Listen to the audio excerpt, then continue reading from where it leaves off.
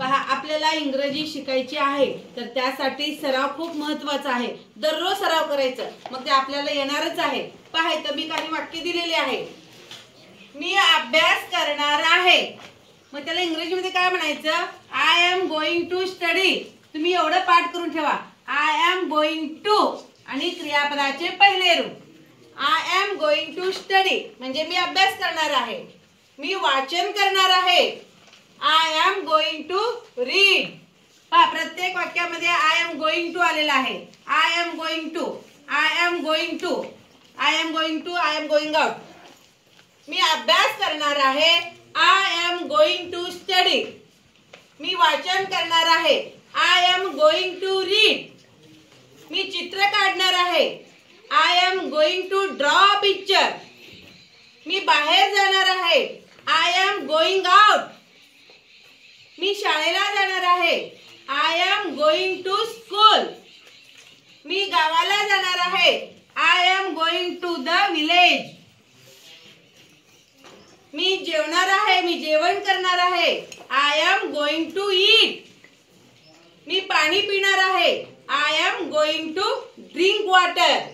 I am going to eat, eat म्हणजे खाणे, जेवणे. I am going to drink म्हणजे पिणे, वॉटर म्हणजे पाणी.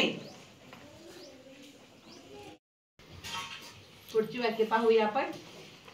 मी खेळायला जाणार आहे, I am going to play. प्रत्येक वाक्यामध्ये आय एम गोइंग टू आलेला आहे. असं बोलत असताना तुम्ही एवढं पाठच करून ठेवा, आय एम गोइंग टू.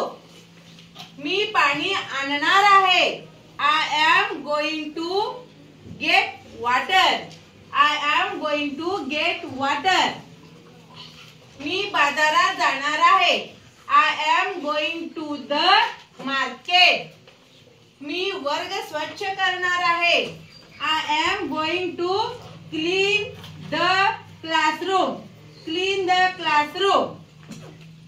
मी फरशी पुसणार आहे, I am going to mop the floor. I am going to mop the floor. मी भांडी घासणार आहे, I am going to wash the dishes. Wash म्हणजे धुणे, डिशेस म्हणजे भांडी. I am going to wash the dishes.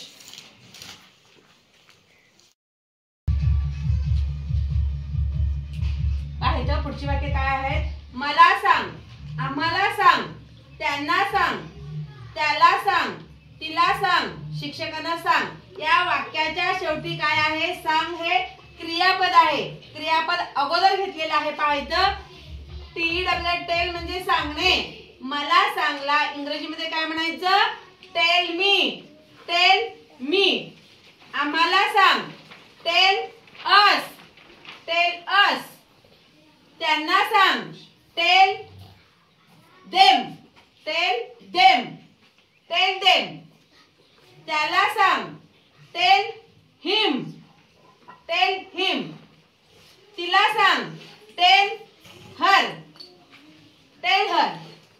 शिक्षकांना सांग, टेल द टीचर.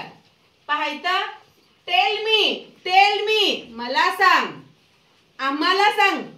तुझी काय अडचण असेल तर आम्हाला सांग. Tell us. Tell us. त्यांना सांग. त्यांना सांग. Tell them. Tell them. त्याला सांग, एकट्याला. मुलगा असेल त्यावेळी हिम म्हणायचं. मुलगी असेल हर म्हणायचं. त्याला सांग, टेल हिम. तिला सांग, टेल हर. शिक्षकांना सांग, tail the teacher.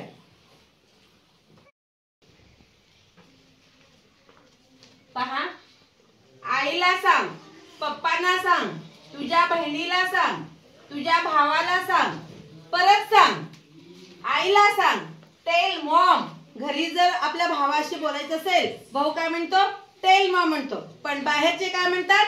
Tail your mom. तुझ्या आईला सांग, tell your mom. Tell your mom म्हणजे तुझ्या आईला सांग. पप्पांना सांग, वडिलांना सांग, टेल पप्पा किंवा tell daddy. Tell dad. Tell पप्पा. तुझ्या बहिणीला सांग, तुझी काय अडचण असेल तुझ्या बहिणीला सांग. Tell your sister. सिस्टर म्हणजे बहीण, टेल म्हणजे सांग. Tell your sister. तुझ्या भावाला सांग. Tell your brother. Tell your brother. Brother म्हणजे भाऊ. परत सांग. मला ते समजलेलं नाही. परत सांग. Tail again. अगेन म्हणजे पुन्हा. Tell again. Tell mom. Tell papa. Tell your sister. Tell your brother. Tell again. पुढचे वाक्य काय आहेत?